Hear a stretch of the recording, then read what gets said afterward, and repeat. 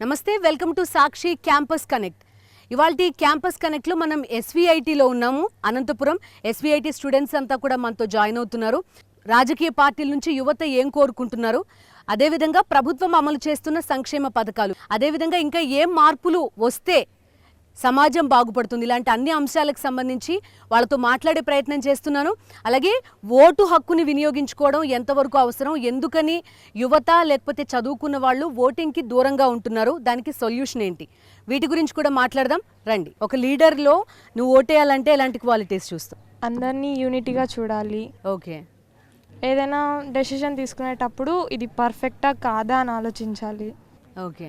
ఇంకా ఇప్పుడు రూరల్ బ్యాక్డ్రాప్లో చాలామంది ఏం చెప్తారంటే మన కులం వాడు వీళ్ళకి ఓటే అని చెప్తారు. అలాంటి వాళ్ళకి ఏం చెప్తావు నువ్వు? ఫస్ట్ క్యాస్ట్ ఫీలింగ్స్ తీసేయాలి మ్యామ్. ప్రజలకి ఏదైనా ఎవరైనా మంచి చేస్తేనే వేయాలి, కానీ వాళ్ళు మా క్యాస్ట్ వాళ్ళు అంటే ఇట్లా టీడీపీ మాకు గొప్ప, వైఎస్ఆర్ గొప్ప అనే విధంగా అయితే ఓటు అనేది వేయకూడదు. అన్ని ఆలోచించి ఓటేయాలి. Yes ma'am. అండ్ మీలో ఎవరికైనా గవర్నమెంట్ స్కీమ్స్ వస్తాయా? వసతి దీవెన, విద్యా దీవెన లాంటివి వస్తాయా ఎవరికైనా? ఆల్మోస్ట్ ఒక 60-70% పిల్లలకు వస్తాయా?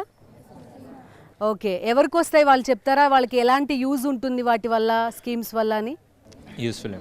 ఓకే. ఎలా యూజ్ఫుల్ అంటే ఇప్పుడు ఒక ఫ్యామిలీలో ఇద్దరు చదువుకున్నప్పుడు ఒకరికన్నా జేవిడి పడితే వాళ్ళు మేము బర్డెన్ తగ్గుతుంది పేరెంట్స్ మీద, సో అట్లా తగ్గుతుంది. ఓకే. ఇంకా మీ ఊళ్ళో ఏమైనా మార్పులు చేర్పులు వచ్చాయా? రోడ్స్ వేశారు మేడం. ఓకే. రోడ్స్ వేశారు, ఇంకా స్ట్రీట్ లైట్స్ అన్నీ వేశారు మేడం. ఓకే. ఇప్పుడు మీ ఎంతమంది మీ ఇంట్లో? ఇద్దరు మేడం. ఇద్దరు. ఒకళ్ళకి వస్తుందా? ఇద్దరు అంటే నాకు పడుతుంది, మా తమ్ముడికి అప్లై చేశాను మేడం. అప్లై చేశారు. ఓకే. ఎలా అంటే ఇప్పుడు చాలా లో ఎకనామిక్ గ్రూప్ నుంచి వచ్చేవాళ్ళు ఉంటారు, వాళ్ళకి ఇది యూస్ఫుల్ అవునా కదా? చాలా యూస్ఫుల్ అవుతుంది. నీకు ఏమైనా పథకాలు వస్తాయా? ఏం చూసావు ఈ మధ్య నువ్వు? వస్తుంది, జేవిడి వస్తుంది. అండ్ ఆ జేవిడి అనేది లైక్ డైరెక్ట్గా కాలేజ్ అకౌంట్కి వేస్తే సో బెటర్ అని నా ఫీల్. బికాజ్ మన పేరెంట్స్ అకౌంట్ నుండి వచ్చి మరి మనం తీసుకెళ్ళి కాలేజ్, సో కొంచెం ఇది ఇంకొంచెం ల్యాగ్ అవుతుంది. ఇది కాలేజ్ అకౌంట్కి వేసేస్తే సో బెటర్ అని నా ఫీల్. ఓకే. అంతే. యూస్ఫుల్నా నీకు అట్లా ఫీజు పే చేయడం అనేది? యూస్ఫుల్లే కదండి. ఓకే. అండ్ మీ ఊర్లో ఏమన్నా చేంజెస్ వచ్చాయా? అండ్ ఓవరాల్గా పాలిటిక్స్ పైన ఏం చెప్తావు నువ్వు? సో ఓవరాల్గా అంటే it's fine and good. And అన్నీ అంటే అప్పుడు ఇప్పుడు చూసుకుంటే అన్ని కొంచెం బెటర్గానే వస్తున్నాయి. ఒక లీడర్లో ఎలాంటి క్వాలిటీస్ చూస్తావు నువ్వు? సో అందరినీ ఈక్వల్గా చూస్తే better and no caste feelings. And ఇప్పుడు ఎస్సీ ఎస్టీ వాళ్ళకే కాకుండా అందరికీ ఈక్వల్గా ఇస్తే రిజర్వేషన్స్ అనేసి సో బెటర్ కదా అనేసి అంతే. ఆపర్చునిటీ ఈక్వల్గా ఉండాలి ఇర్రెస్పెక్టివ్ ఆఫ్ కాస్ట్. యా అంతే. ఓకే. విద్యా దీవెన, వసతి దీవెన వచ్చినప్పటి నుంచి చాలా యూస్ఫుల్ అవుతుంది. పేరెంట్స్కి బర్డెన్ తగ్గుతుంది.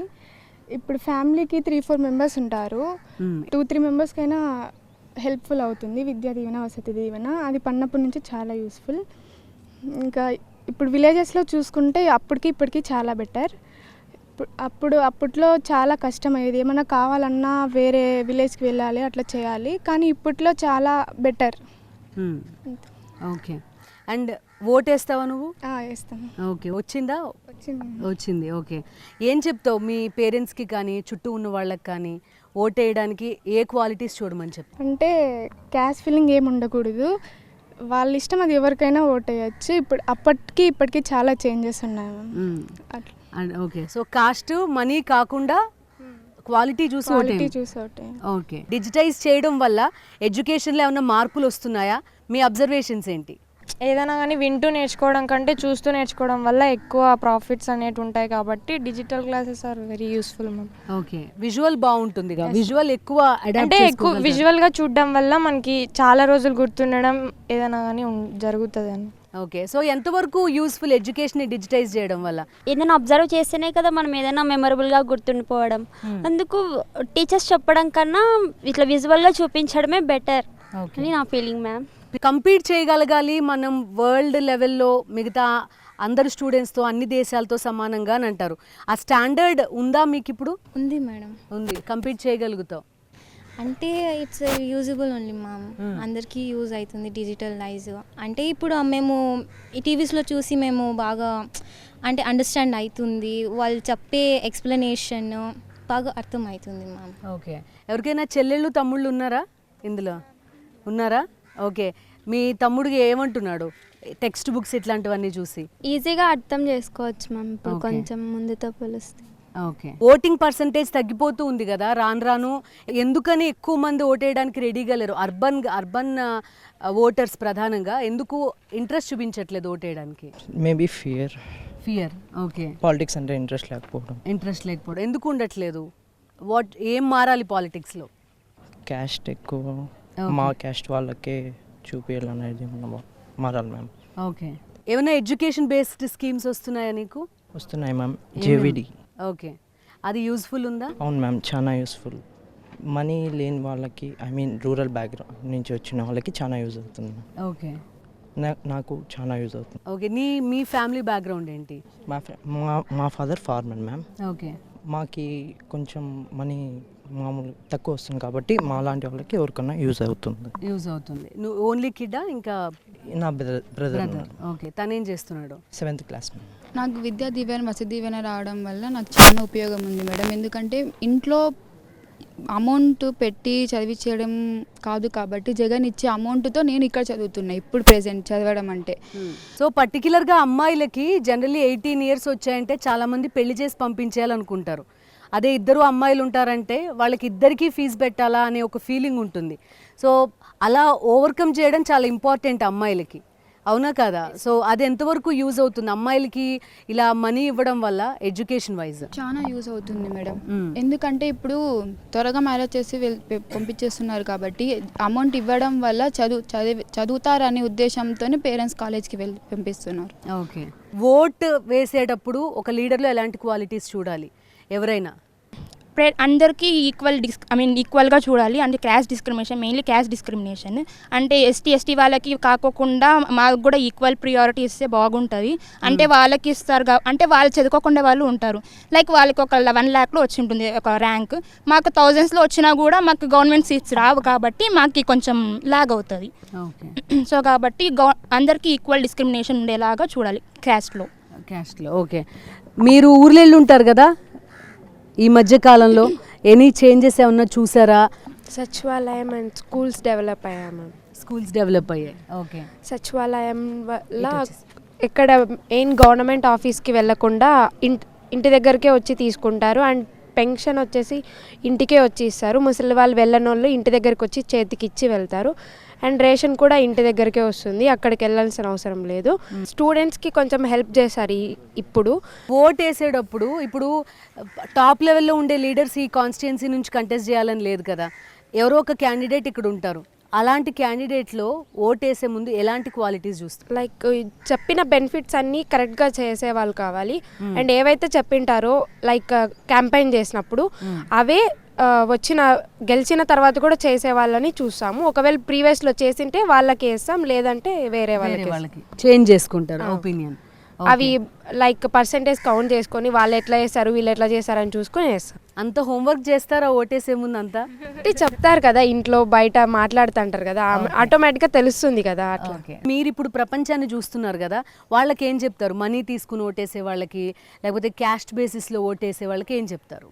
క్యాస్ట్ మనీ అవన్నీ పక్కన పెట్టేసి ఎవరైతే హెల్ప్ చేస్తున్నారో వాళ్ళకి మాత్రమే వేయాలి, ఎవరైతే మనకు బెనిఫిట్స్ ఇస్తున్నారో వాళ్ళకి మాత్రమే వేయాలి. ఓకే. నీకు ఏమైనా స్కీమ్స్ వస్తాయా?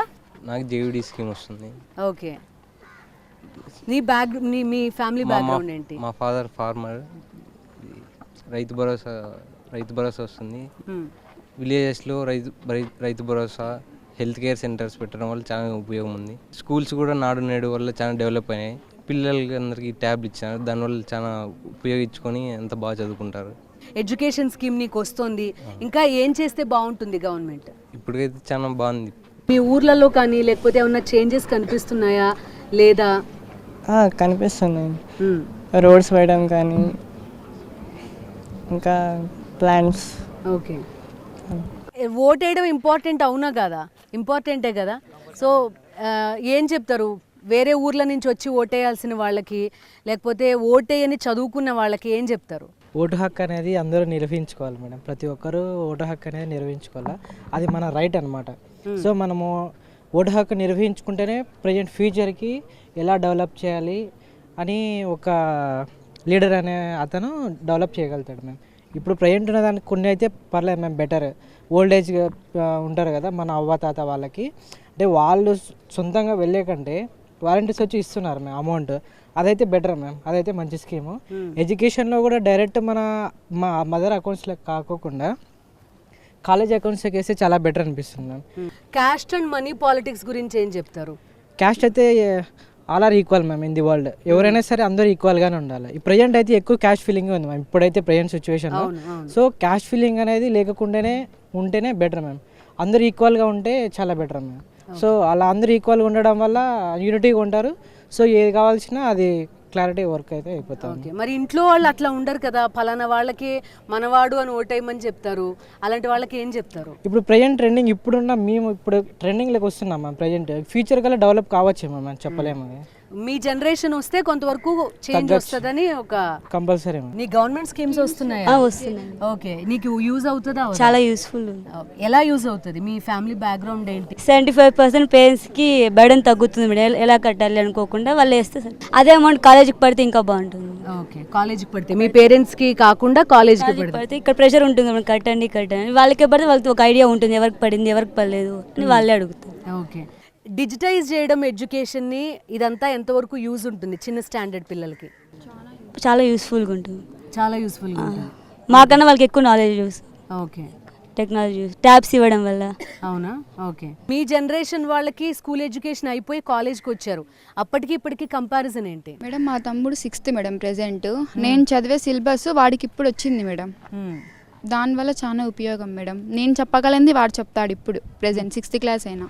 ఓకే ఓకే, సో ఆ చేంజ్ ఉంది, చాలా ఉంది మేడం. ఓకే, నీకు ఏమైనా స్కీమ్స్ వస్తాయా గవర్నమెంట్వి? వస్తాయి మ్యామ్. ఏమేమి వస్తాయి? జేవిడి వస్తుంది. JVD, okay. మీ ఇంట్లో ఏమన్నా వస్తాయా? నాకు ఒకటే వస్తుంది. నీకు ఒకటే వస్తుంది. నీకు ఎంతవరకు యూజ్ఫుల్ అది? అంటే చాలా మందికి పూర్ ఫ్యామిలీస్ వాళ్ళకి కట్టుకోవడానికి ఇబ్బందిగా ఉంటుంది కాబట్టి పర్లేదు. ఓకే ఓకే, ఎట్లా ఉంది? ఊర్లలో చూస్తుంటారు కదా, ఎట్లా ఉంది అక్కడ? చాలా బెటర్ మ్యామ్. ఇప్పుడు ఉండే పొజిషన్లో అయితే వసతి దీవెన విద్యా దీవెన ఇవ్వడం చాలా బెటర్ మ్యామ్ పూర్ ఫ్యామిలీ వాళ్ళకి.